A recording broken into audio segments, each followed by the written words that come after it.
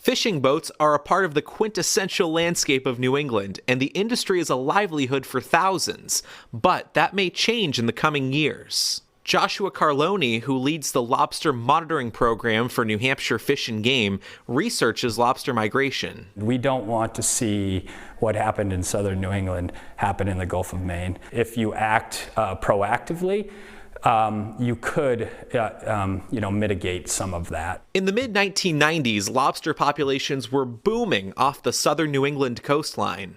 But since then, waters have warmed dramatically, and the population crashed by more than 90%. When you have these warm water temperatures, they're stressed out, disease starts to set in. Lobsters can live comfortably in water temperatures below 68 degrees. In search of better conditions, they migrated north into the cooler waters of the Gulf of Maine, just east of New Hampshire. So over the past 20 years, you've seen that population increase to levels that we've never seen. We're still at near record high levels. That population boom has resulted in record profits for the lobster industry in New Hampshire, northern Massachusetts, and Maine.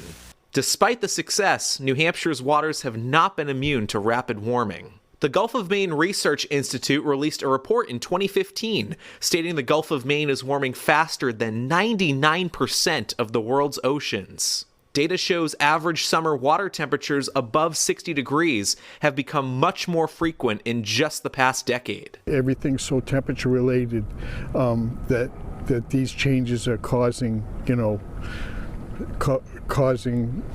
I'd say disruptions, are causing things to change faster than what they had ever been measured before. Eric Anderson is the president of the New Hampshire Fish Council. He says right now, the industry is still doing well off the seacoast. Everything's still taking place. It might be in different time frames, but it still takes place with some regularity.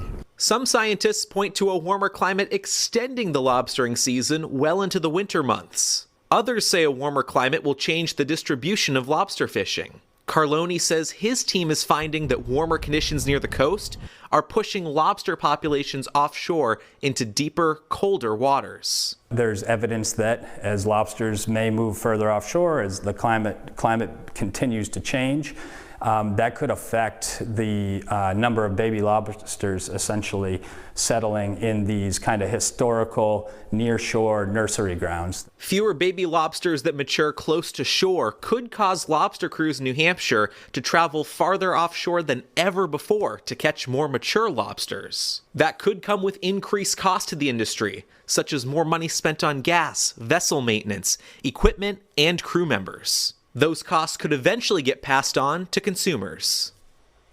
The future of lobstering in New Hampshire is still somewhat unclear. However, the research going on right now in the Gulf of Maine will be critical for helping the lobster industry adapt to a warmer world and warmer oceans. For Forecasting Our Future, I'm meteorologist Matt Honig, WMUR News 9.